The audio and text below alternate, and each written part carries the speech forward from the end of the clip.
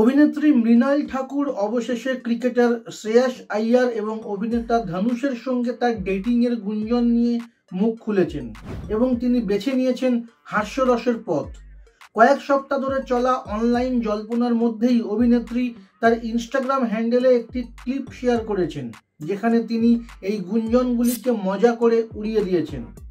Instagram স্টোরিতে share করা ক্লিপটিতে সীতারামন অভিনেত্রীকে দেখা যাচ্ছে যখন তার মা তাকে মাথায় ম্যাসাজ করছেন।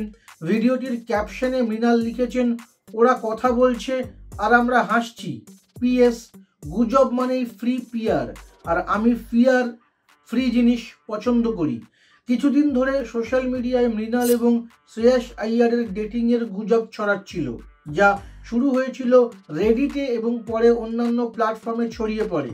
এর আগে অভিনেতা ধনুষের সঙ্গেও তার নাম জড়িয়েছিল একটি ভাইরাল ইনস্টাগ্রাম পোস্টের কারণে। কাজের ফ্রন্টে মৃণাল ঠাকুরকে শীঘ্রই সিদ্ধার্থ চতুর্বেদীর বিপরীতে সঞ্জয় লীলা ভনসালী প্রযোজিত দো দিওয়ানে শহর মে ছবিতে প্রধান চরিত্র দেখা যাবে।